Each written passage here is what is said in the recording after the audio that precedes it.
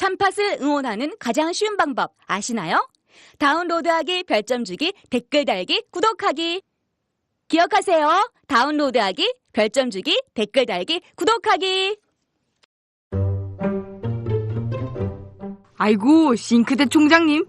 이번에 싱크대는 입학금 얼마나 거두실 거예요? 입학금이요? 뭐 대충 한 100만 원 받을까요? 세면대는요? 그래요 뭐. 입학금 어디에 쓰라는 법도 없는데 대충 받던 대로 받죠 뭐. 무슨 소리 하시는 거예요? 입학금은 당연히 새내기들이 입학하는 데에만 쓰여야죠. 어머, 누구세요? 우리는 청년 참여연대. 청년 참여연대는 작년 10월에 발족한 참여연대 부설 기관입니다. 청년 참여연대는 지난 1월 전국 34개 대학의 정보공개 청구를 통해 입학금의 산정 근거가 없다는 것을 확인했습니다. 앞으로 저희는 대학이 입학금 실비만을 받을 수 있도록 활동해 나가겠습니다. 청년들의 더 나은 내일을 위해 노력하겠습니다. 참여연대는 정보 지원금을 받지 않습니다. 청년 참여연대 후원 회원이 되어주세요. 문의 02-723-4251로 지금 전화주세요. 02-723-4251 02-723-4251 띠링띠링.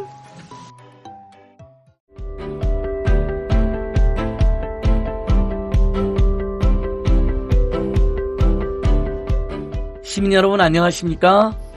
참여연대가 만드는 팟캐스트 참 재밌고 참 의미 있는 팟캐스트를 제안하는 참팟 66회째입니다. 예, 우리 참팟 열심히 만들고 있는데 많이들 들어주시지만은 아직도 많이 저희 배가 고프니까 늘 홍보도 해주십시오. 지난주에 저희가 전국 언론노조 김한균 위원장님 너무 이야기 재밌고 모자라서 한 번 더 하기로 했잖아요. 그 바쁜 언론노조 위원장님이 한 번 더 참여연대 찾아주셨습니다. 너무 고맙습니다. 김한균 PD님, 김한균 위원장 모셨습니다. 안녕하십니까? 안녕하세요. 반갑습니다. 맞으시죠? 우리 PD수첩 김한균 팀장님 맞죠? 네. 예, 지금 언론노조 위원장님. 정태인 선생님 지난주 한번 쉬셨는데 김한균 PD님 아시죠? 알죠. 네. 그 PD수첩 진행하실 때 몇 번 인터뷰하고 막 그러셨던 것 같은데 제 기억에. 그랬겠죠. 뭐 한미 FTA를 하셨다면 그랬겠죠. FTA랑 광우병 문제랑 뭐 여러 가지 네. 하셨거든요. 예, 사랑과 평화 요로스크 한상희 교수님 모셨습니다. 반갑습니다. 예, 정태인 선생님 인사 한번 하시죠. 네, 안녕하세요. 지난주 토요일 날 집회 가셨나요? 네. 8번 연속 가신 건가요? 그렇죠. 저는 학교가 거기이기 때문에. 개근한 거죠, 개근. 저는 지금 학교에서 내려오면 바로 이번 주 토요일 날이 이제 9차고 12월 31일이 송박 네, 영신 박근혜를 보내고 새해를 맞이한다. 10차인데 아무튼 저는 이제 거기까지 완전 개근이거든요. 그래서 요즘 사람들끼리 만나면 너 몇 번 갔냐 이런 게 유행이래요. 네. 한상희 교수님 한 5번? 몇 번 안 왔어요. 제가 네, 봤어요. 네. 몇 번 못 오신 적 있었어요. 눈도 좋다. 고향에 가시고 막 그랬잖아요. 아니 부산에서 참여하고 있어요. 네. 근데 막 길거리에서 헌법 강의도 하고 그러셨잖아요. 네. 뭐 어쨌든 뭐 참석을 못 하더라도 몸은 모르도 마음은 많은 뭐 말이 김한균 위원장님도 대부분 오셨는데 한 번은 진주 네. 정신을 대출하신 박대출 의원 규탄하러 가셔가지고 진주까지 가시고 그다음에 한 번은 7번 개근했습니다. 그다음에 성남에는 성남은 평일날 가서 네. 한 번 빼고 7번 오신 거죠. 야, 네네. 이건 개근으로 인정해드릴게요. 진주 갔다 오는 게 더 힘들었어요. 그러니까요. 특히 그 하루 종일 정신을 대출하고 우리 국민들 그러니까요. 열받게 만든 박대출 의원님한테 갔다 온 거잖아요. 네. 탄핵을 막지 못해서 개근하면 뭐 줘요? 역사가 상을 주죠. 보람과 긍지라는 상을 주고요. 다시 못 올 인생에서의 환이라는 상을 주죠. 근데 이번에는 크리스마스 이브잖아요. 예, 크리스마스 이브여서 콘서트 중심으로. 그러니까 아무래도 좀 무리하게 집회 행진을 길게 하기보다는 그래서 오후 4시에 보니까 마야 있죠, 마야. 네. 유명한 가수 있잖아요. 네, 탤런트도 하는 마야도 오시고 이한철님. 이한철님 가수 아세요? 한상희 저는 선생님? 몰라요. 괜찮아 잘 될 거야. 네네네네. 아시죠 이 노래? 예, 그 노래는 알아요. 그분 이한철님이에요. CBS 프로그램도 진행하는 분이 있어요. 네네. 유명한 가수인데. 정태인 선생님 아셨죠? 아니요. 마야는 알아요? 마야나 있죠. 그러니까 마야는 되게 알죠, 유명하더라고요. 당연히.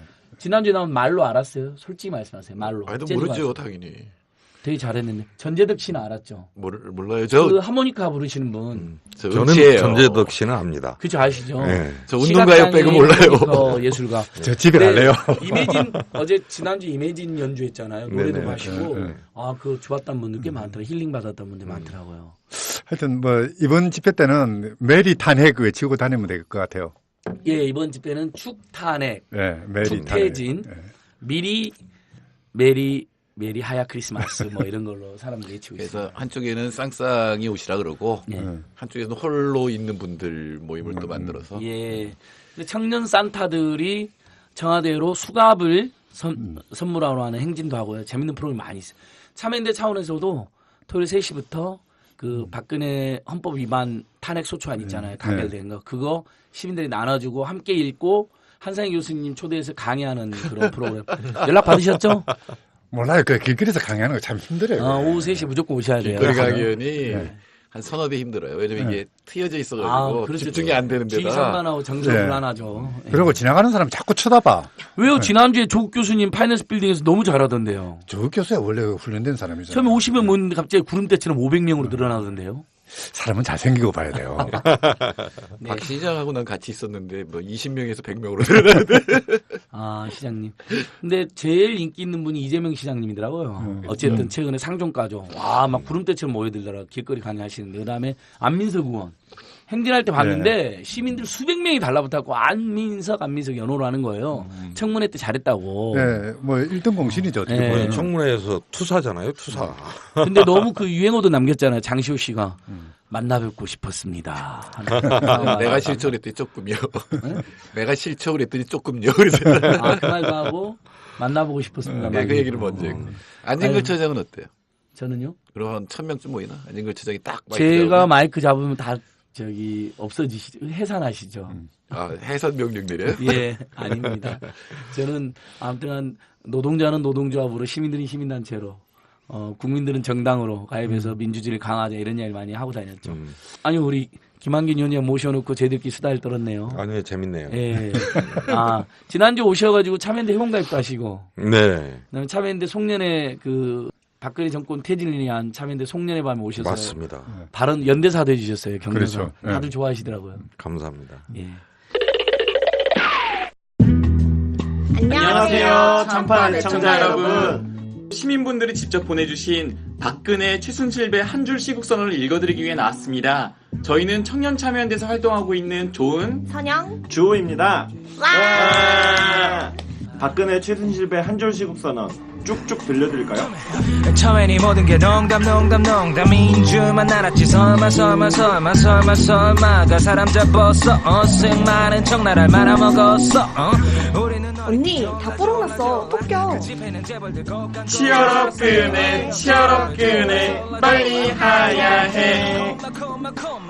싸그리 청소요망 마! 그냥 하야하세요. 전 국민이 우울증에 시달리고 있습니다.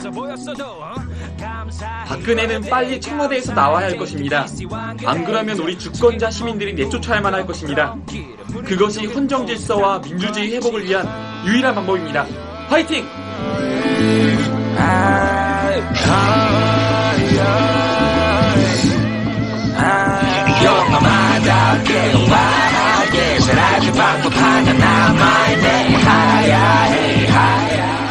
국민이 승리해야 한다. 국민이 주인이다. 비정상의 정상화 공약 이행해주세요. 짜증나서 못 살겠다. 퇴진만이 답이다. 박근혜 정권 퇴진하라. 결코 민중은 개돼지가 아니라 박근혜는 하야하라. 세월호 책임져라. 졸속 한일협상 책임져라. 박근혜는 하야하라. Please answer 순실히. 국민이 나라를 무서워하면 안 된다. 나라가 국민을 무서워해야 한다. 한 줄 시국선언은 박근혜 최순실 게이트의 진상이 철저히 밝혀지고 관련자들이 모든 책임을 질 때까지 계속됩니다. SNS에 한 줄 시국선언 해시태그를 붙여서 달아주세요.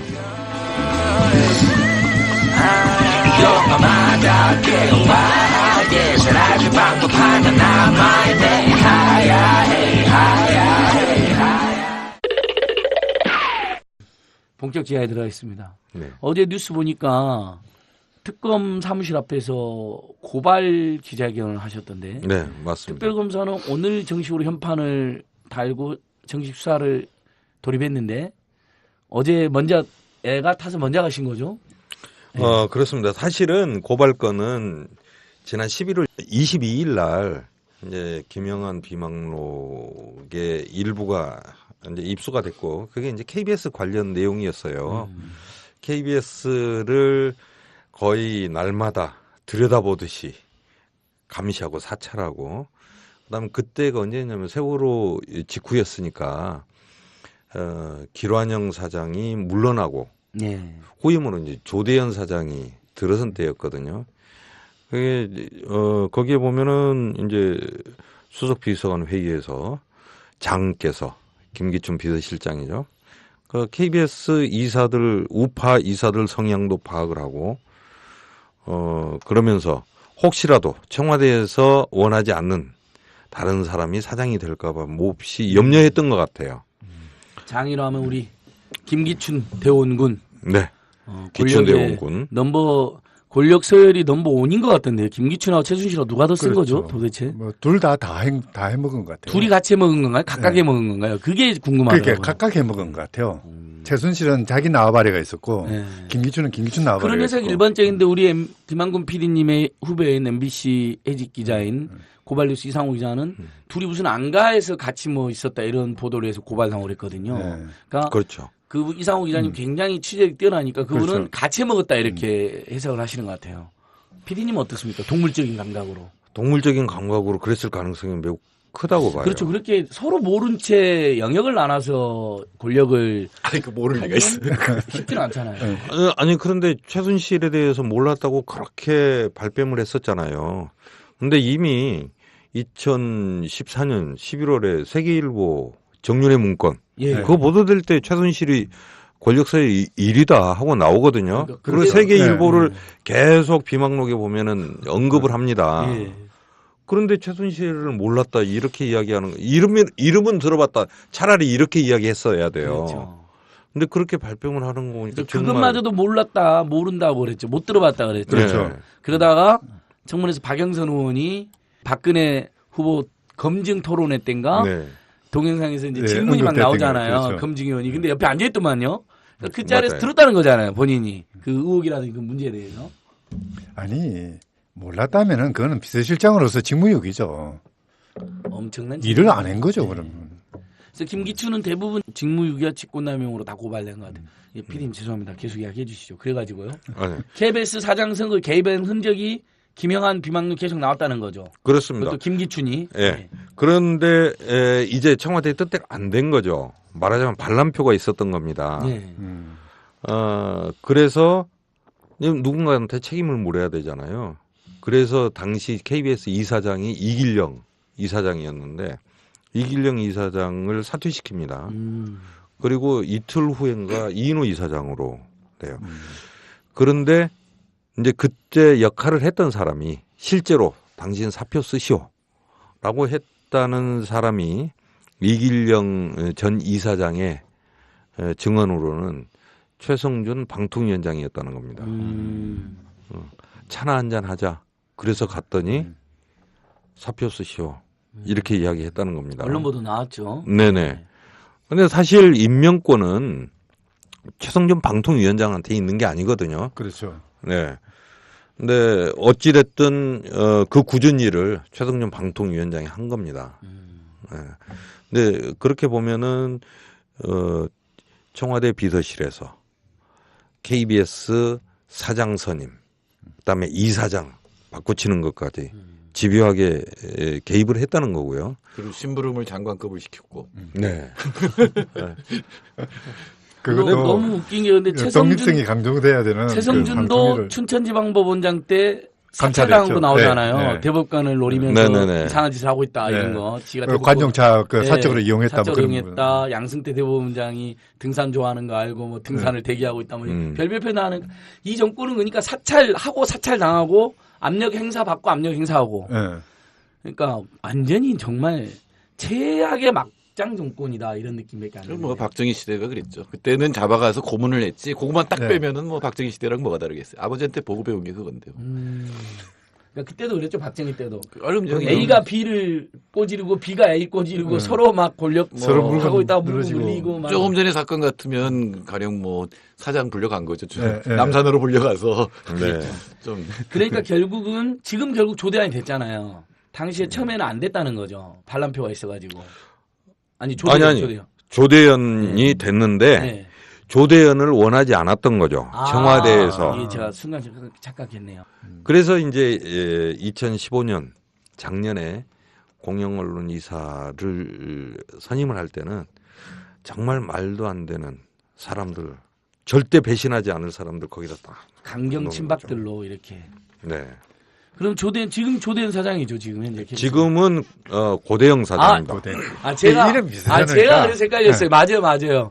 고대영이 됐잖아요. 네, 그래서 네. 제가 대형해가지고 헷갈린 거예요. 예. 근데 보니까 조대현이가 안 되긴 했는데 이 고대영도 지금 보니까 완전히 방송 엉망으로 한 거 보니까 자기가 원하지 않는 권력 핵심 원하지 않는 됐으니까 충성하려고 방송을 엉망으로 했다 이런 이야기도 있는 거 아니에요. 그래서 우리가 최순실 장학생 아니야 막 이렇게 지적도 하고 사람들이 의혹을 제기하고 그랬는데. 그렇죠. 뭐 부역자라고 그러죠. 예.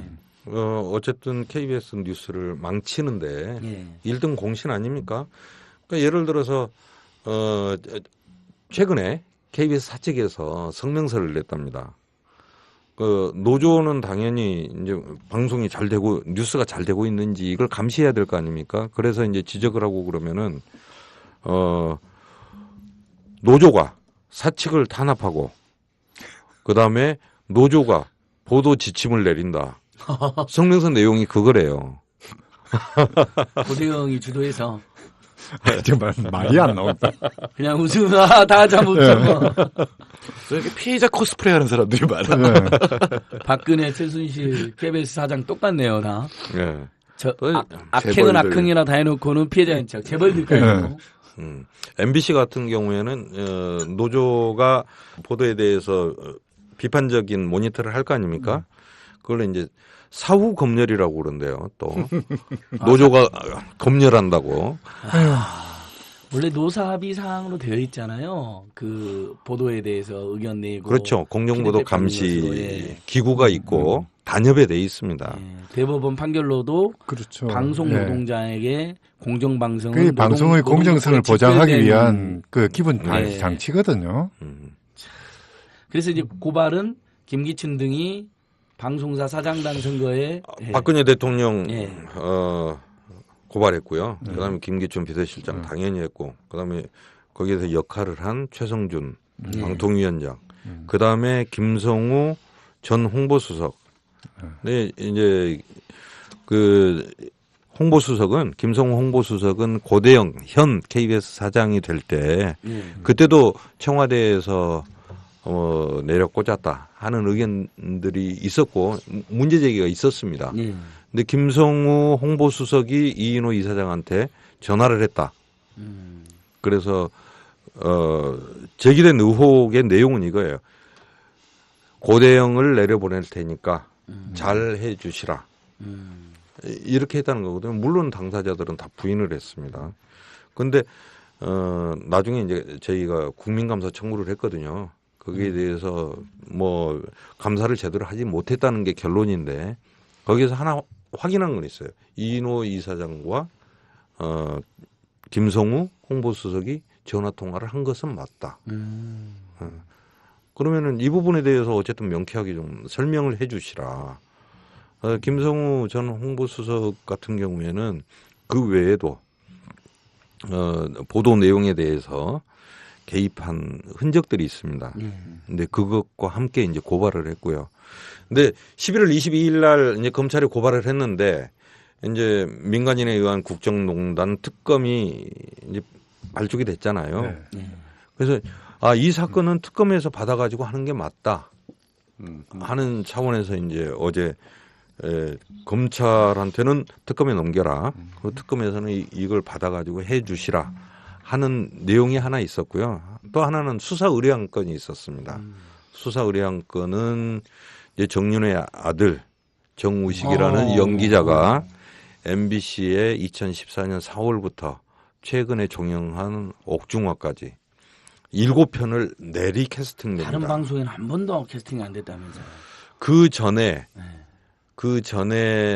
한 2편인가가 다른 방송사에 있었고요. 그러니까 그 7편 때 동안에 쭉 MBC에서 됩니다. 물론 이제 드라마 본부장은 능력 있고 연기 잘하는 신인 배우를 캐스팅하기 위해서였다. 근데 정말 고마운 일이죠. 그런데 왜 MBC만 그 사람을 그렇게 높게 평가했을까? 주관이 뚜렷하고만. 예.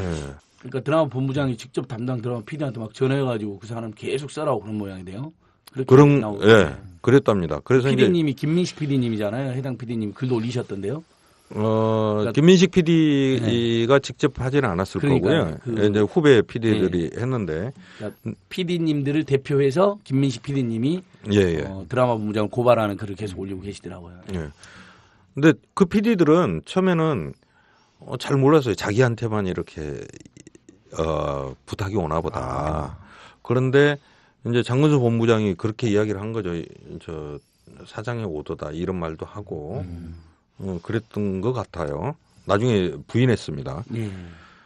그래서 PD들은 자기 혼자한테만 그런 줄 알았어요. 그런데 나중에 알고 보니까 이게 많은 거예요. MBC 드라마에 그 심지어 한 드라마가 끝나고 6일 만에 다른 드라마에 다시 캐스팅 되기도 하고 또 겹치기 출연도 합니다. 이 MBC에 방영되는 드라마에 그건 좀 이해하기가 어렵죠. 국민은 전혀 그런 경우가 거의 없었을 것 같은데요. 거의 없죠. 국민은 전혀 모르는 일종의 뭐 무명 배우인데 계속 사장 언급까지 했잖아요. 본부장이 챙기는 희한한 상황. 그러니까 넘버 2 정윤호의 아들이 아니고서는 설명이 안 되는 그런 상황인 거죠. 그렇죠. 그 부분은 수사 의뢰. 네. 그러면 이제 고발한 제목은 다 직권남용하고 방송법 위반하고 두 가지인가요? 예, 배임 수중제 그것도 있고 등이고 방송법 위반. 그러니까 아마 정우식 그 양반이 출연료를 신인이면서도 좀 고액을 불렀던가 봐요. 그러니까 능력이 있는 사람이니까 출연료를 더 주고서라도 뭐. 잡아야 된다. 이렇게 이야기를 했다는 거죠. 김민식 PD의 글에 보면 나옵니다만은. 근데 이게 가만히 생각하면은 사실 그 연기자들 같은 경우에는 제작비가 한정돼 있지 않습니까? 그래서 한 연기자가 출연료를 많이 가져가게 되면은 다른 사람이 못 가져갑니다. 엑스트라, 조연 2명 쓸 거 1명으로 줄어들 수도 있고요. 그래서 이제 이건 캐스팅 과정에서도 불분명하고 그다음 뭔가 이게 특혜의 냄새가 너무 난다. 더군다나 오디션 100명을 봤는데 그걸 다 무시하고 이 사람을 캐스팅했다는 거 아닙니까? 이제 그래서 이제 방송가에서는 이건 방송계의 정유라다 이런 이야기를 하는 거죠. 그러니까 정유라는 최순실과 정윤회 사이의 딸이고 이 정모 배우는 정윤회 전처의 아들인데 방송계의 최순실이라 해도 과언이 아닌 것 같네요. 사실이라면. 그렇죠. 그래서 그분이 이제 배임하고 방송이 빠르고 수사 의뢰가 되어 있고. 네네. 아까 전에 그 김기춘 등이 KBS 인사에 개입하고 이 부분들은 다 직권남용이랑 방송법에 이렇게 고발이 된 건가요? 네네, 그렇습니다. 정말 깨알 같아요. 깨알같이 이 사람들을 위해서 모든 우리나라 시스템이 움직이는 거잖아요. 이정현 고발한 건 어떻게 됐어요? 비슷하게 이정현 우리 언론노조랑 고발했잖아요. 그때도 방송법 위반이랑 직권남용 비슷하게. 네. 2번 고발했는데요. 하나는 김시곤 전 KBS 보도국장이 소송을 제기했는데 그 과정에서 이정현 전 홍보수석이 자기한테 전화를 해서 보도 내용에 대해서 간섭을 했다 하는 내용이 판결문에 적시가 됩니다. 그래도 이건 방송법 위반이다 하고 걸었고요. 그 다음에 이제 김시곤 녹취록, 이정현 녹취록이라고 그러잖아요. 세월호 때. 하필 밥을 했네 오늘 KBS를. VIP가 밥을 했다. 말 진짜 재밌게 하죠. 근데 뭐 욕도 나오고. 예. 문제 그 녹취록이 이제 증거로서 나왔잖아요. 그래서 이제 다시 또 고발을 했죠. 그래서 그날은 뉴스를 봤을까요? 우리 대통령께서 항상 드라마를 보시는데. 드라마 보다가 중간에 뉴스가 나왔겠죠. 뭐.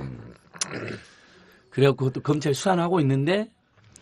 아니요, 일단 고발은 했는데요. 어떻게 그 검사가 배당은 됐는데 어떻게 돼가고 있는지는 잘 모르겠어요. 그러니까요. 이정현 이제 당대표도 끝났고 언론 수사해야죠 이런 사람들. 그러니까요. 그렇죠. 막 아직 고발인 뭐 소환도 안 하고 아무것도 없습니다. 아니요. 성재호 KBS 본부장은 가서 고발인 조사를 받았고요. 예. 근데 피고발인 조사를 했다는 이야기를 아직 못 들었습니다. 이정현 조사한 거 아직 안 나왔죠. 아직 안 나왔죠. 그러니까 검찰이 여전히 눈치를 보고 있는 거죠. 여러 가지에서. 예. 그러니까 단식하느라고 아마 검찰을 못 갔을 거고 또 뭐 이 와중에 바쁘셔서 못 갔을 수 있는데 이제 좀 한가해지셨잖아요. 그렇죠. 할 얘기 많아요. 장도 지져야 되고. 그러니까 그 조사도 받아야 되고. 이정현 씨의 그 후배 동국대 학생들이 새누리당 앞에 가가지고 예. 진짜 장을 갖고 왔더라고요. 얼른 지지세요 하면서. 아니 그 사무실 앞에다 누가 놔놨던데요. 장하고 뭐 라이터하고. 네, 그런 것도 있고. 참 우리 국민들께서 정말 이 분노를 깨알 같은 재미로 승화시키고 계시는데. 그다음에 또 언론 노조에서 계속 문제제기한 김영한 비망록의 내용은 또 뭐가 있을까요? 그런 내용들하고. 이미 다 뭐 잘 아시겠지만은 지난 4차 청문회에서 이력 이제 폭탄 폭로로 유명해진 이제 조항규 전 사장, 세계일보 사장. 그분이 계신데 세계일보에 대한 지배한 탄압과 압력, 사장 교체 압력까지도 행사한 거죠. 청와대 쪽에서. 그렇죠. 그다음에 이제 산케이 신문 잘 아시잖아요. 네. 산케이 신문에 대한 집요함.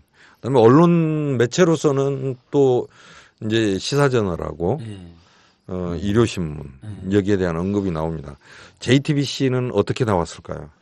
JTBC는 비망록을 다 못 봐가지고 저희들도. 예.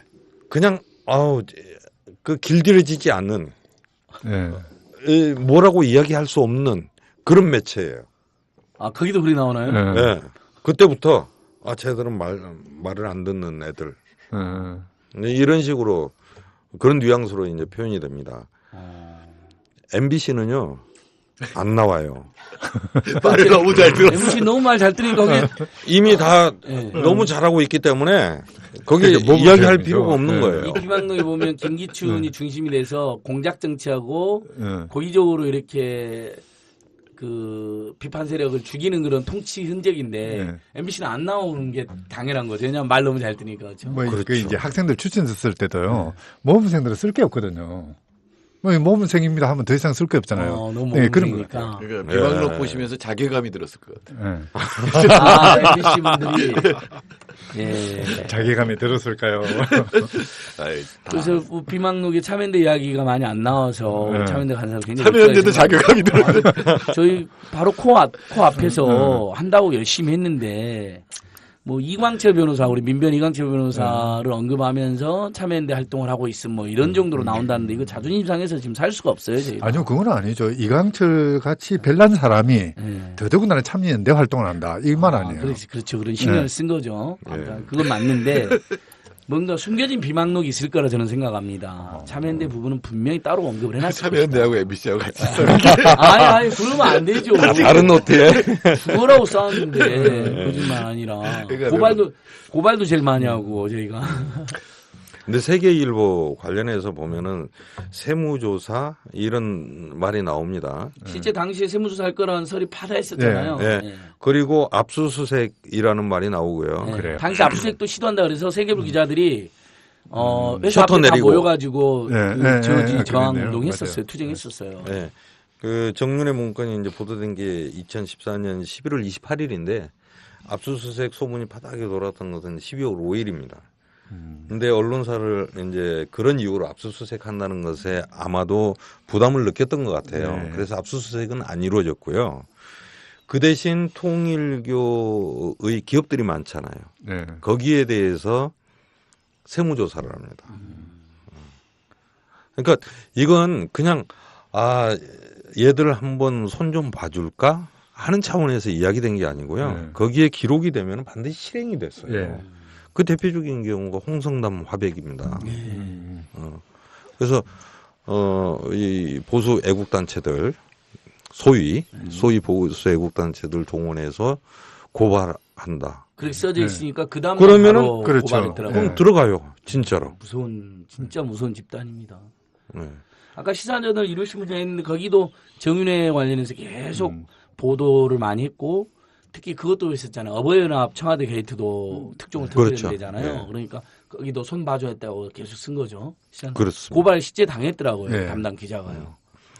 그다음에 뭐랄까 이건 좀 치졸하기도 합니다만. 양아치 짓. 예. 그 말씀하시는 돈 가지고 이렇게 장난을 하는 게 있어요. 말 잘 듣는 데는 돈을 이렇게 밀어주고 네. 아마 이제 정부 광고라든가 모두 이제 다른 프로젝트에 선정이 되면 지원하는 게 있거든요. 그렇죠. 그런 것은 말 안 듣는 데는 주지 마라. 이렇게 이제 해석되는 메모들이 있어요.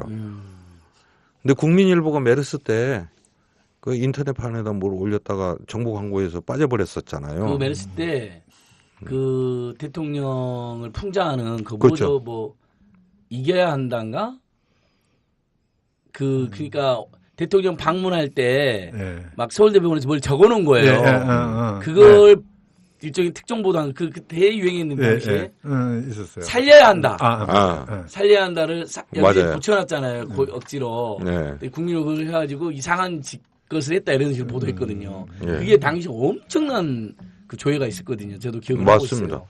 그 다음에 광고가 끊어졌다.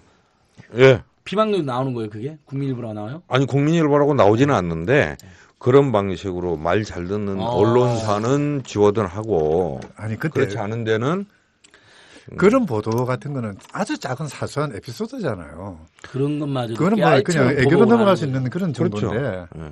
그걸 일일이 또 그 뭐 안갚음을 했네요. 그 저희 상반기 총선 내 압수수색 당하고 가택 수색 당하고 참여연대 압수수색 당한 것도 보면 분명히 이건 청와대에서 기획 조정하지 않고서는 그렇죠. 시민단체 수십 년 해온 선거 참여 캠페인 낙선운동에 대해서 이렇게 과민 반응 보인 적이 없거든요. 분명히 김기춘이나 우병우가 지시 내렸다고 저는 개인적으로 확신하고 있어요. 왜냐하면 그 전에 선관위 전혀 문제를 안 삼았었거든요. 뭐 한두 가지 이렇게 뭐 의심스러운 게 아니죠. 뭐. 그래서 국정조사에서요. 사실은 저는 김기춘, 우병우 이 두 사람 그냥 제목을 그렇게 달았습니다.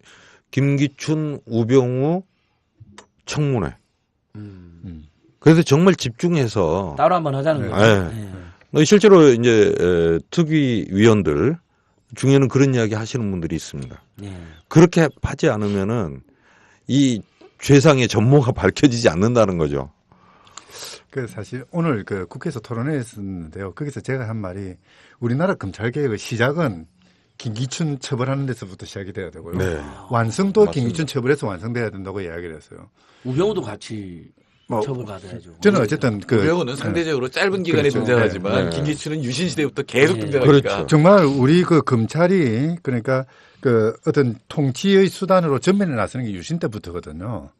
유신 때부터 유신헌법 만들고 뭐 제일 유학생 간첩 조작하고 오만 짓을 다 했잖아요. 그리고 지금까지 이르르거든요. 검찰이 정치 신여가 되는 표상이 이 김기춘 씨예요. 전 과정에서. 네, 전 과정에서. 오죽하면 한홍구 교수님이 법비라는 말까지 썼을 거예요. 네. 그 뭐 심지어 그러니까 그 뭡니까 우리가 남이가 그 초원복집 사건. 예. 네. 실제 선거법 위반 부분을 수사하라고 해놨더만 엉뚱한 거 수사했잖아요. 그게 똑같이 어디서 반복되냐면은 삼성 장학생 그 엑스파일 사건. 네. 엉뚱한 거 수사하거든요. 독수독과. 네. 예, 그거죠.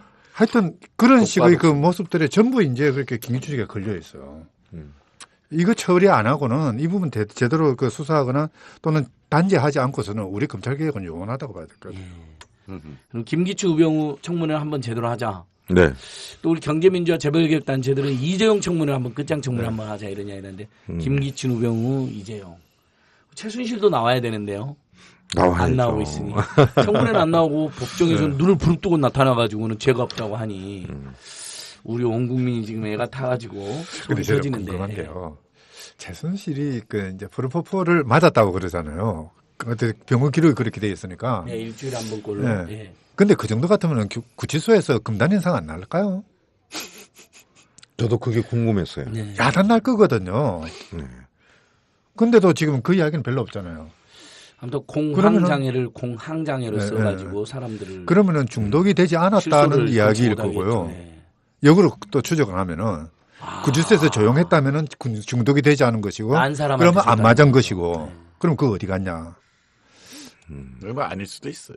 네. 더 큰 고통이 있으면 앞에 고통이 잊혀질 수도 있는 거니까. 거기 프로포폴 맞은 그래도 사람이 가명이기 네. 때문에 네. 그 실제 주인공이 최순실이냐 박근혜냐라는 그렇죠. 논란이 아직까지 네. 있는 상황입니다. 맞습니다. 당일 그 김영재라는 사람의 행적은 오리무중이잖아요. 계속 말이 바뀌고 있고 반드시 청문회, 국정조사, 검찰조사, 특별검사 뭐라도 또 언론 보도 뭐라도 밝혀내야 될 상황인 거죠.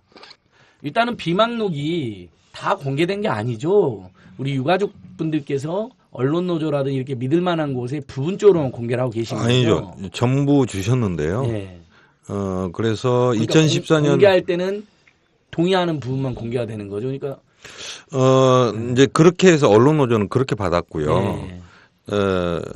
이제 언론 관련 그다음 문화예술 이쪽을 이야기하겠다 해서 받았었는데 저희가 이제 읽다 보니까 세월호 관련 그다음에 세계일보, 산케이신문, 산케이신문은 언론에 포함됩니다만은 정교조 문제 이게 굉장히 비중 있게 나와요. 그래서 민변도 나오잖아요. 민변. 네네. 민변 특정 변호사들을. 그래서 일단 그 분야에 대해서는 솔직히 우리가 잘 모른다. 그래서 정교조라든가 세월호 특조위 이런 곳에서 이걸 보셨으면 좋겠다. 그래서 유족의 동의를 따로 받았습니다. 그렇군요. 그래서 이제 제공을 했고, 근데 JTBC 같은 경우에는 언론사를 포함해서 원하는 분이 있으면 다 공개도 좋다. 이렇게 이제 허락을 받은 모양이에요. 그래서 이제 JTBC를 통해서는 이게 전문이 다 배포가 됐죠. 그런데 한 가지 희한한 게 있어요. 저희가 받은 것은 2015년 1월 9일로 끝납니다.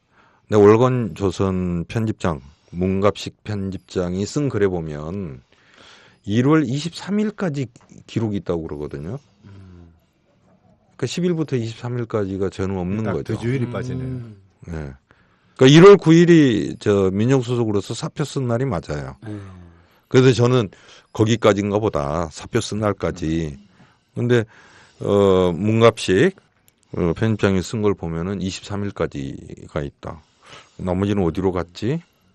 버전이 두 개가 있을 수 있겠네요. 남은 본이 지금 따로 있을 수 있다는 거잖아요. 10일부터 23일. 그러니까 TV조선이 그 전에 입수를 했잖아요. 네. 그리고 원본을 입수해서 이제 나중에 유족들한테 돌려주는데, 그러니까 유족이 원본을 우리한테 보여준 게 아니고 그 조카라고 그러는데 조카가 다 사진을 찍었어요. 예, 저도 일부 봤어요. 예. 사진 화면이시더라고요. 예, 사진을 찍어가지고 이렇게 준 거거든요. 그래서 1월 9일까지만 찍고 그 뒤는 안 찍었을 가능성도 있고요. 아니면 그 사이에 10일부터 23일까지가 사라졌을 가능성도 있고요.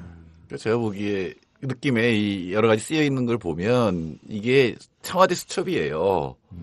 청와대 수첩에 이제 이 수석 비서관에 하면서 이 받아쓰고 실장 그렇죠. 얘기 받아쓰고 뭐 대통령 안 나왔을 테니까 아마 실장이 주재했을 거고 그런 건데 9일까지 있으면 나머지가 또 있다 그러면 그 뒤에다가 뭐 여러 가지 평가 뭘 썼을 가능성이 있죠.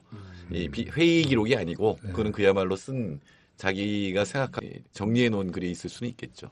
유가족들은 김기춘과 우병우가 우리 김영한 전수를 네. 죽였다 이렇게까지 그렇죠. 이야기하시잖아요. 평가하고 계시잖아요. 근데 이제 참여연대 회원분 한 분께서 연락 주셔서 왜 비망록이라고 그러냐. 방금 정태인 선생 말처럼 업무 청와대 수첩입니다. 업무 수첩이기 때문에 네. 훨씬 더 그 범죄 증거가 마치 비망록이라 하면 일기 같은 비공식적인 느낌 같은 게 들잖아요. 업무 수첩이라고 해야 된다고 하던데. 맞습니다. 그게 맞는 거죠. 업무 예. 수첩이잖아요. 느낌이 있다고 업무 수첩이다. 국가 권력을 완전히 장악해 갖고 네. 특정 공안 세력이 공작 통치를 기획하고 실행한 업무 수첩이라고 해야 되잖아요. 맞습니다. 증거물, 범죄 증거물. 네. 이렇게. 그래서 이제 그것도 저 김기춘 비서실장이 그렇게 이야기했지 않습니까? 기록하는 사람이 주관적으로 기록했을 수도 있다. 근데 저는 주관적으로 기록했다는 느낌을 받지는 않았어요. 근데 이제 안종범 수석도 그 꼼꼼하게 기록을 한 게 뭐 17건인가 된다고 네. 그러잖아요. 대통령 와리고 안종범은 대통령 와리고 김영한 전 수석은 김기춘 와리고 이게 틀릴 뿐이지 꼼꼼히 적은 거죠. 네. 근데 저는 겹치는 부분이 있을 거라고 봐요. 겹치겠죠. 그 두 개를 이게 비교해 보면 비교해 보면 똑같을 거예요.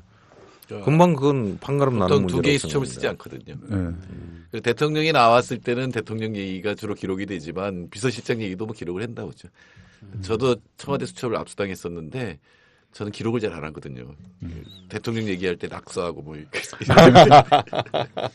만화 그리고 바라보면 그러셨죠? 네, 그렇겠습니까?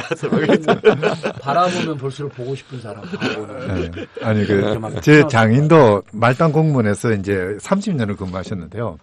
업무 수첩이 다 아직까지 다 보관이 돼 있어요. 꼼꼼히 적어놨더라고요. 공무원들은 일종의 이제 상명하복 문화가 있으니까. 그렇죠. 특히 뭐 검사 출신들은 아마 제대로 다 적었다고 봐야죠. 저처럼 이렇게 공부하다 들어간 사람들은 쓰기 싫거든. 알겠습니다. 근데 그 비망록 업무 수첩 저도 잠깐 봤는데 참 해독은 어렵더라고요. 일반 시민이나 국민 입장에서 보기에는요. 저도 어려운 용어들이라든지 이런 축약되는 언어들이 많아가지고. 아니 그거를 이 말할 때 받았을 때 이걸 다 받았을 수 있는 게 아니잖아요, 속도가. 그러니까 핵심 키워드로 써놨겠죠. 그런데 이제 그거는 일을 아는 사람들이 보면은 이게 무슨 뜻일까 당시 상황과 사건의 맥락을 보면서 보면 딱 들어맞아지는 그런. 그러니까 그 분야에 대해서 잘 알고 있는 사람이 그 메모를 보면은 잘 알 수 있어요. 근데 다른 분야에 있는 사람은 그 무슨 암호문 같아요. 그렇겠죠. 예. 키워드만 써놨을 가능성이 높으니까. 예. 그래서 언론 노조에서는 이제 어떻게 향후 대응은 어떻게 이 부분을 계속 더 추가로 분석도 하고 대응도 하고 그렇게 하고 계시는 건가요? 네. 그렇게 할 거고요. 예. 저도 이제 요새 바빠서 꼼꼼히 들여다보지는 못하는 거. 언제 한번 비망록을 찬찬히 한번 들여다봐야 되겠다 하는 생각이 듭니다. 그 제가 뭐라고 이야기를 했냐면은 촛불이 맨 처음 있었을 때 그때 나온 탄식과 분노의 말이 이게 나라냐 하는 거였거든요. 그렇죠. 예. 근데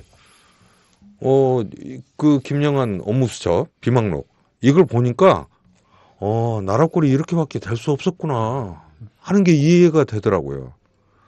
청와대 참모들이 모여가지고 깨끗한다는 얘기가 홍성담 추적해가지고 혼내주고 누구한테 동원해서 데모시키고 관제 데모시킨 다음에 고발해가지고 그러니까 김기춘이 예산 끊고 고발시키고 중정이나 안기부에 근무한 적이 있나요? 있죠. 있습니다. 그러니까 다 그게 중정이 하는 짓이잖아요. 얘들 어떻게 손볼까 이거 하는 게 국정원 지금의 국정원. 그러니까 그 짓을 그대로 하고 있었던 거잖아요. 아니 솔직히 저는 법을 공부를 하지만 법을 공부한 사람이 어떻게 그럴 수 있을까요? 이번에 그러니까 법 공부한 사람들이 더해요. 제가 보니까 촛불 집회장 가보면 아주 깨알같이 그래요. 가장 많이 나오는 후보 중 하나 김기춘하고 우병우 반드시 구속 엄벌해야 된다. 이번에야말로 김기춘이 그 여러 시대를 지금 살아남았는데 그 말로가 어떤지 이런 일을 하면 어떻게 되는지를 좀 역사의 단죄를 할 필요가 있습니다. 아니요, 김기춘을 제대로 처단하지 못하면은요 전국에 있는 검사들한테 이상한 메시지를 줄 수가 있어요. 그렇죠. 우리는 맞습니다. 어떤 경우라도 정권이 바뀌든 뭘 하든 우리는 뒤탈이 없다. 그래서 시키는 대로 하면 된다. 뭐 일신영달만 추구하면 된다. 이 메시지를 줄 수가 있어요. 사실 그런 게 있잖아요. 그런 소문이. 그러니까 삼성한테 돈 받으면 뒤탈 없다.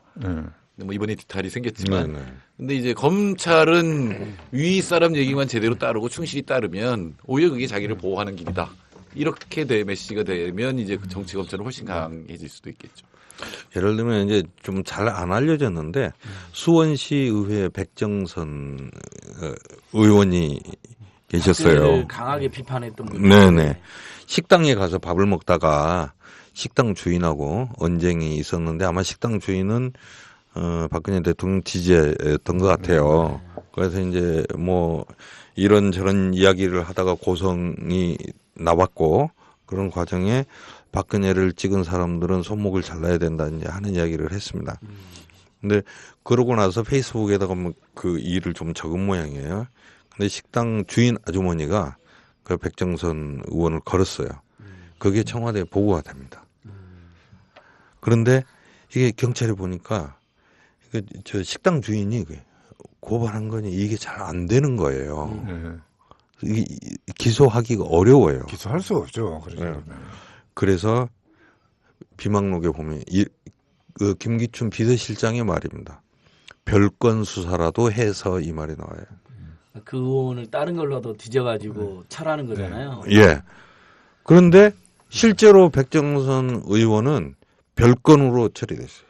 그 대통령 명예훼손 이걸로 걸어가지고 별건으로 해서 올해인가 벌금을 맞았습니다. 아, 정말 꼼꼼하게 챙기는 자상 비서십니다. 그러니까 어떻게 하면 나라를 발전시키고 국민들을 위할 것이냐라는 회의는 제대로 하지도 않고 그렇죠. 온통 박근혜를 비판하는 사람들 때려 죽일 생각만 한 거잖아요. 지서실장이잖아요. 어떻게 돼가냐. 진짜 박 대통령을 원한다면 아이 그 관제에 처박혀 있는 사람 좀 끌어내서 저 업무도 보게 하고 그랬어야지 이게 비서실장이 할 일이지. 그런 사람들 비판하는 사람들 찾아가지고 별건 수사시키고 이제.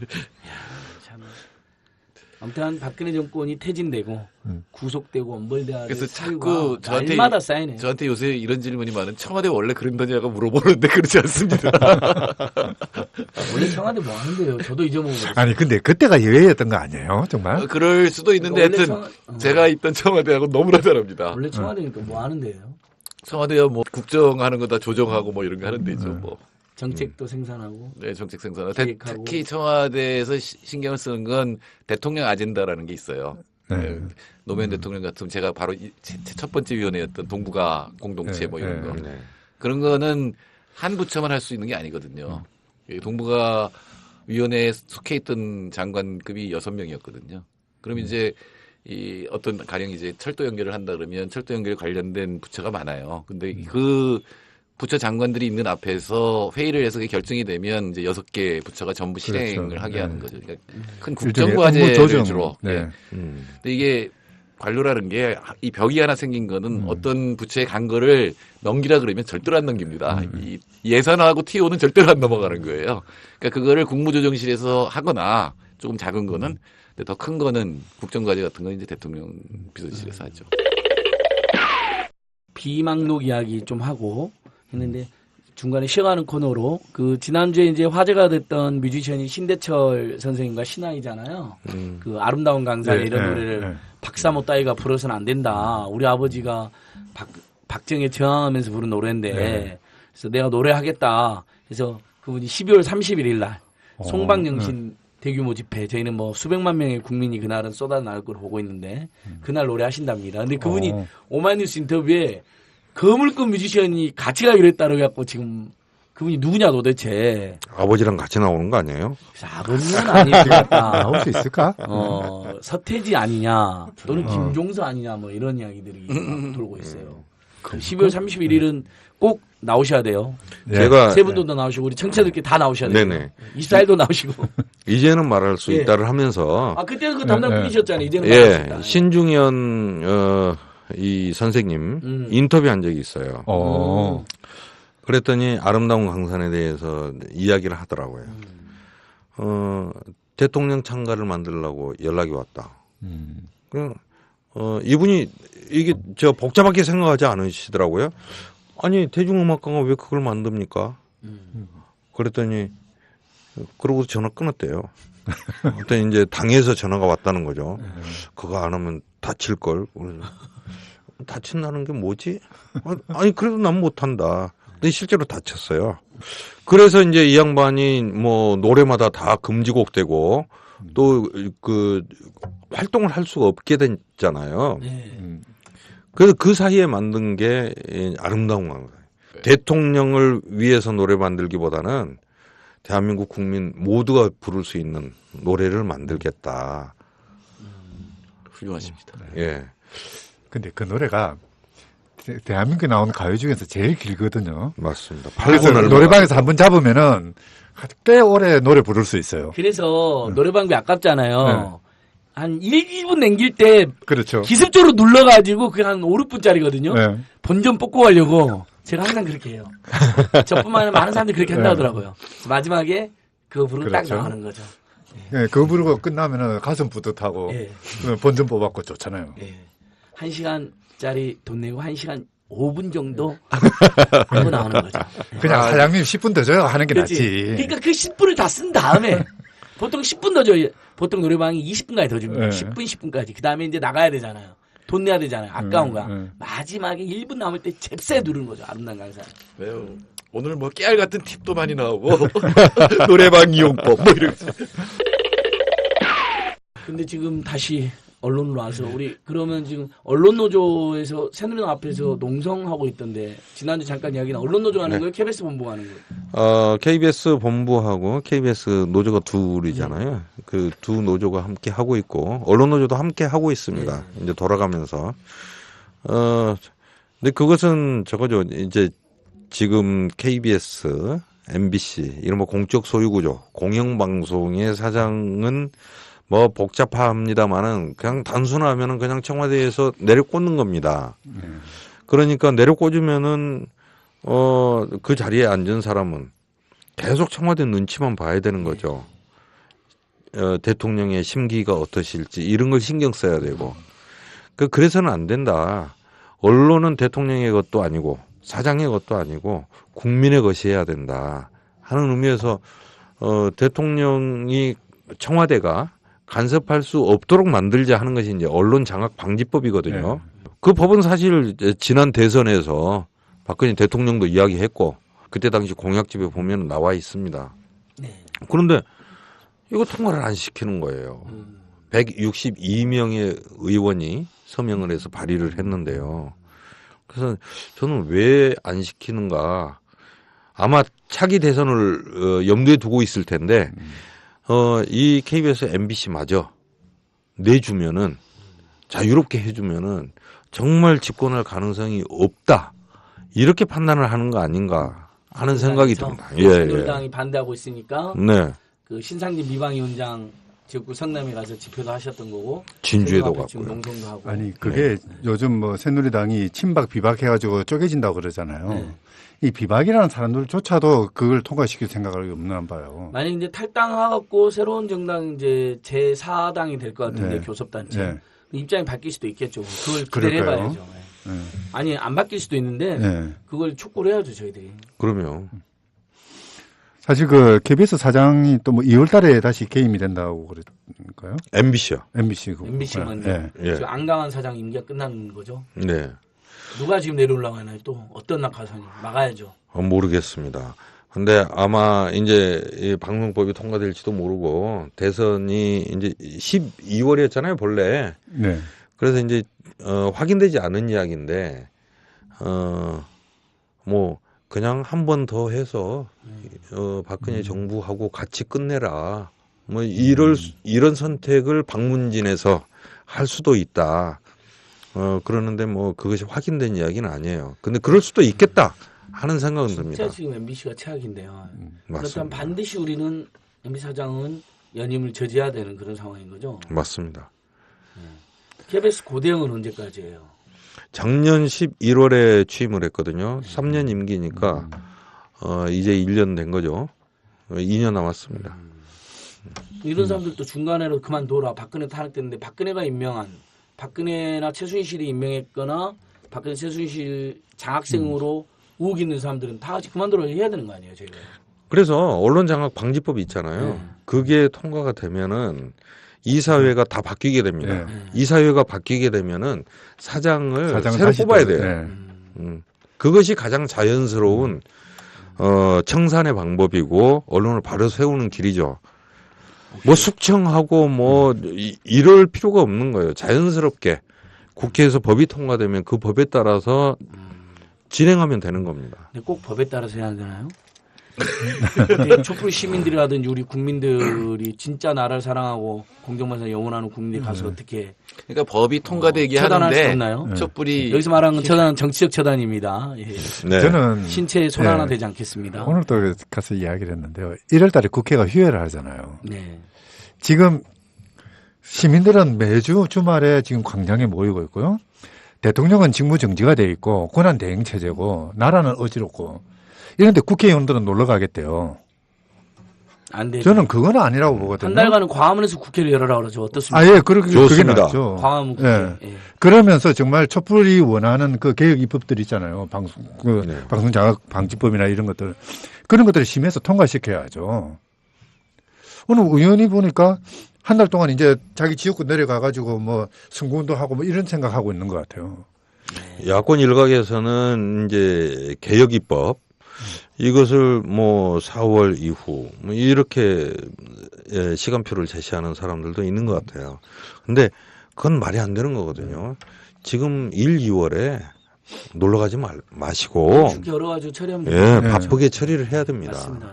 아니 다른 거 다 제껴두고 시민들이 이 추운 날씨에 광장에 나가고 촛불 밝히고 있는데 자기들이 국회를 비운다는 게 말이 됩니까? 이 한번 봐보세요. 만약에 국회가 휴회 중이면은 시민들의 요구를 누가 받아줘요? 권한 대행이 받아줘요? 아니, 그 아니잖아요. 사람은 즉각 사퇴해야 될 사람이 그렇죠. 안 되죠. 예. 그러면 이제 정부는 텅 비는 거거든요. 그러면 이 시민들의 이야기를 국회가 받아야 될 거 아니에요. 자기들 놀러 갈 때가 아니죠. 지지합니다. 네. 네. 교수 말씀 지지합니다. 오래간만에 옳은 소리 했죠. 예, 오랜만이 아니라 매번 옳은 소리인데 더욱더 옳은 말씀을 하셨습니다. 12월 그래서 더더욱 12월 24일 9차 범국맹동, 네. 12월 31일 송방영신 대규모 집회가 24일에 우리 한상희 교수가 이 얘기를 정식으로 제안을 하죠. 우리 촛불 시민들한테 예. 압력을 가하라고 길거리 국회의원들한테. 헌법 강의 지금 준비하고 저는 있다니까요. 마이크 잡으면 말을 못해요. 이거 그리고 녹음해가지고 틀어지. 12월 24일 날 네. 자전거 탄풍 경동 온대요. 어. 자, 탄풍은 아시죠? 예, 예. 이름은 들어봤어요. 노래는요. 몰라요. 나에게 넌 유명한 노래 있잖아요. 아, 왜? 자꾸 노래 물어보지 마세요. 아니 노래는 제가 부르는 게 아니라 유명한 노래. 아, 물어보지 제가 마세요. 원래 음치에다 박치라서 아, 노래는 별로예요. 되게 방송이나 라디오 많이 나온 노래. 우리가 방송 1년 같이 했는데 언제 노래방 같이 가본 적 있어요? 한 번도 한 적이 없어요. 예, 우리가 음치니까 안 가는 거예요. 최근에 저희가 박근혜하고 싸우느라고 무슨 노래방이 뭐 이런 거 전혀 생각을 못 하고 있죠.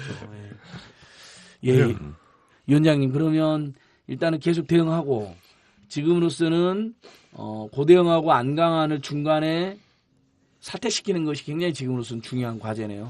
네. 연임 저지는 물론이고. 저희가 이제 10명의 언론 부역자들 예. 명단을 발표했지 않습니까? 두 사람 딱 들어있잖아요. 네. 언론의 제 역할을 하지 못해서 민주주의가 위기가 왔다고 생각을 하고요. 어떤 방식으로든 저는 뭐 법이 통과되기 전에라도 이 양반들이 방송계에서 떠나는 거 그것이 애국하는 길이라고 생각을 합니다. 정말 나라를 생각하고 민주주의를 생각한다면은 그런 선택을 해줬으면 좋겠습니다. 예. 곧 있으면 국민들 힘에 쫓겨날 수도 있는데요, 그렇죠? 그렇습니다. 어떤 선택을 하시죠? 그런 말 하잖아요. MBC 맨이니 KBS 맨이니 정말 그런 의식이 조금이라도 있다면은 자기 신변 정리해야죠. 네. 정태근 선생님 공작 정치는 선생님 또 잘 알잖아, 아무튼간. 마무리하면서 마무리 유신 때부터 많이 봤다며. 박정희 때부터. 노무현 때는 공작 정치는 안 했죠. 뭐 정책이 모르겠습니다. 뭐 좌회전. 하여튼 저는 공작 정치를 할 수 있는 단위에는 분명히 안 있었어요. 그러니까 좌회전 신호 켜놓고 우회전해서 문제라는 비판을 받았잖아요. 뭐 대통령 때로는 말씀을 너무 가볍게 한다는 지적도 일부 있었다고 치는데 또 제가 아무리 생각해도 노무현 때는 공작 정치는 없었던 것 같은데요. 네, 뭐 공작 정치라고 불릴 만한 게 있었나요? 기억이 예, 기억이 없죠. 예. 그러니까 뭔가를 음모를 꾸며갖고 누구를 제거했다는 이런 사실 그런 거잖아요. 것 같아요. 부당하게. 공작 정치에 대립되는 얘기는 반대되는 얘기는 광장 정치 같아요. 이게 광장 뭔가 정치. 밀실에서 뭔가를 네, 투명한 결정하고 정치. 그거를 갖다가 이 권력기관을 이용해서 그렇죠. 관철시키는 건데 광장에서 하는 거는 공개적으로 토론해서 그거를 공개적으로 그러니까 결정하고 그래서 그거를 공작 정치가 성립이 하려면은 그러니까 적어도 형사사법권을 가진 권력이 있어야 되거든요. 그게 두 가지죠. 정보 권력하고 형사사법 권력하고요. 그 이제 정보 권력은 이제 그러니까 뭐 정보 경찰이라든지 국정원일 거고요. 예, 또 한쪽은 이제 동원해서. 검찰이죠. 검찰이 자기 신여가 되지 않는 한은 공작 정치는 어렵죠. 뭐 노무현 대통령은 4대 권력을 놔버렸죠. 이들 독대도 안 하고 정보를 안 받는다. 그 검찰을 너무 놔버려서 정말 네, 그래서 좀 아쉬웠어요. 손해를 많이 보셨죠.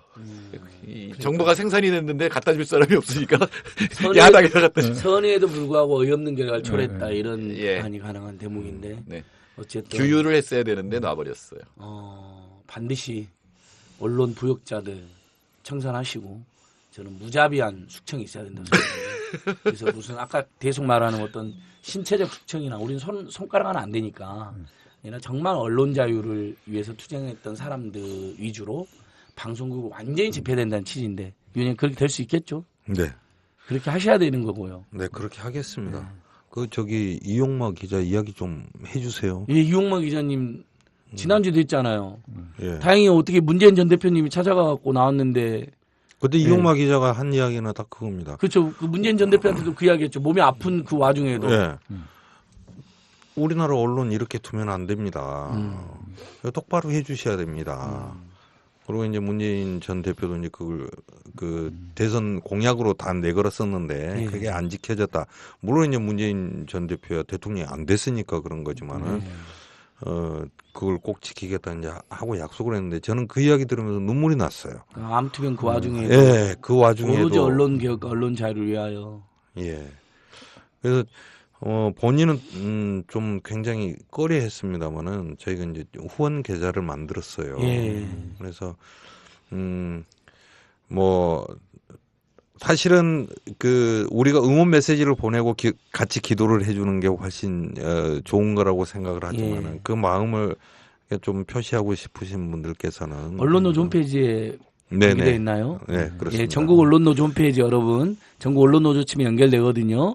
저희도 나중에 다시 다른 방법으로 알려드리긴 했지만은 지난주 말씀드린 것처럼 참여연대 간사나 임원들도 한번 모금을 했었는데 한 번 더 해야 되겠네요, 그렇죠? 아이 둘이 아직 어리잖아요. 어립니다. 그리고 큰 병이어가지고 치료도 엄청 들 거잖아요. 네. 그러니까요. 모금이 필요합니다. 예. 예. 뭐 돈의 많고 적음은 중요하지 않고요. 네.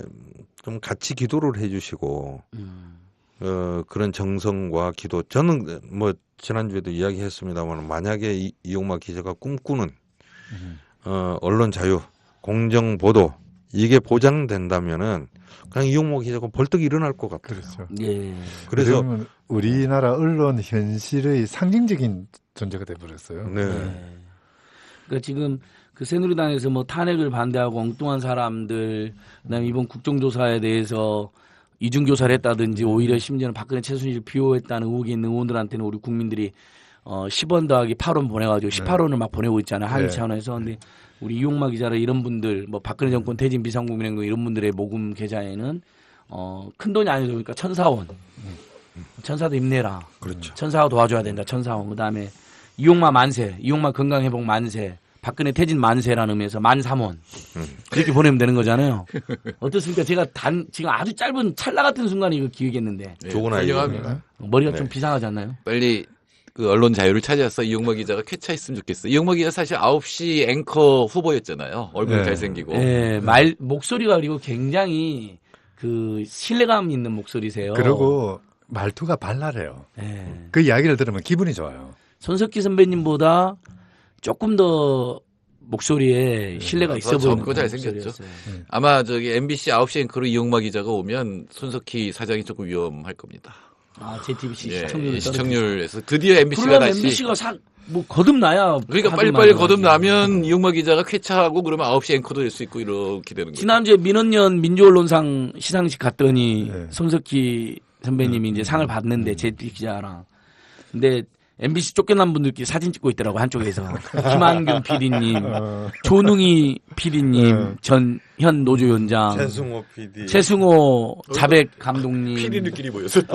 민원연 대표, 이한기 대표님, 손석희 사장님 이렇게. 이한기 대표님도 MBC에서 기자 출신인가요? PD 출신인가요? 기술본부장까지 했고요. 아, 그러셨구나. 엔지니어. 정말 그러면 그 출신도 다양하네요. 그렇죠? 기자 빼고 다 엔지니어, PD. 그렇죠. 최승호도 PD였으니까 최승호 선배도. 지금이니까 그냥 웃으면서 이야기를 하지만 정말 민주사회에서는 있을 수 없는 장면이잖아요. 그러니까 맞습니다. 지난주에 이용마 선배님이 건강검진 왔으면 손석희 선생은 앵커 출신이니까 이용마 기자님까지 딱 기자 다 모이는 건데 건강에 안 좋으셔가지고. 네, 서서히 이제 마무리해야 될 것 같습니다. 뭐 2회에 걸쳐서 연속 나오신 최초의 그 저희 출연님이신데 마무리 말씀 하나 해주시죠. 12월 24일, 30일 날 뭐 모이자는 건 기본이고요. 그때 연말입니다마는 광장에서 크리스마스를 보내고 또 새해를 맞는 것도 좋은 일이라고 생각이 되고요. 그 역사를 만들어가는 현장이 될 거라고 생각을 하거든요. 긴 시간 이야기했습니다마는 마지막에 이용마 기자를 한 이유는 그겁니다. 이용마 기자를 벌떡 일어서게 하는 방법. 그건 대한민국의 언론 자유를 온전하게 만드는 거다. 그래서 이용마 기자를 벌떡 일어나게 하기 위해서라도 또 언론에서 언론장악 방지법 지금 그게 현안 과제니까 그 해결을 위해서 힘을 모아주시고 관심을 가져주셨으면 감사하겠습니다. 네, 위원장님 두 분 연속 감사하고요. 정태인 선생님, 한상현 교수님도 마무리 말씀해 주시죠. 예, 오늘 방송 정리하면 이렇게 되네요. 국회의원들 놀지 말고 임시국회 열어서 언론 장악 방지법 통과시켜라. 빨리 통과시켜야 네. 되죠. 맞습니다. 네. 감사합니다. 그러면 이용마 기자가 일어날 것이다. 네. 밀턴이 이런 말을 하죠. 그리고 1월 달에 네. 광장으로 나와서 같이 네. 집회하자. 이제 살인자는 신의 피조물을 죽이는 거거든요. 예. 신이 만든 사람을 죽이잖아요. 근데 언론을 입을 맞게 막아버리면 진리가 죽어버리니까 이거는 신 자체를 부정하는 것이 돼버려요. 살인보다 더 무서운 행위. 아주 이거는 무서운 짓이죠. 네. 나라를 망치고 세상을 어지럽히는 거거든요. 정말 이 국회의원들 좀 정신 좀 차려가지고 좀 이런 일이 다시 반복되지 않도록 좀 틀을 만들어줬으면 좋겠어요. 예, 특히 새누리당 의원들, 이번에 탈당한 비박 의원들은 부디 언론노조의 호소에 바로 이렇게 부응하기를 촉구하면서 오늘 방송 마치도록 하겠습니다. 청취자 여러분, 들어주셔서 감사하고 12월 24일 광장에서 다시 만나겠습니다. 고맙습니다. 감사합니다. 감사합니다.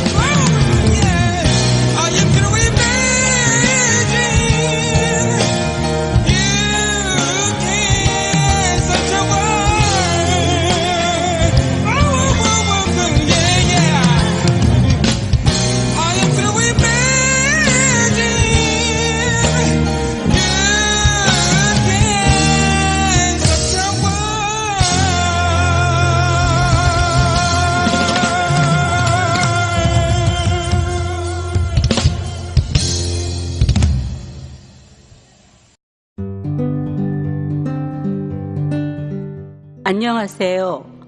아카데미 느티나무 강좌를 7년째 듣고 있는 70살 넘은 할머니 정애자예요. 저에게 아카데미 느티나무는 새로운 배움터입니다. 배움을 통해 행동하는 시민의 발걸음에 동참하고 있다는 것이 뿌듯하답니다. 즐거움과 나눔, 웃음과 실천이 있는 배움의 공간, 아카데미 느티나무에서 뵐 수 있기를 기대합니다. 참, 아카데미 느티나무는 참여연대 부설 시민교육기관입니다.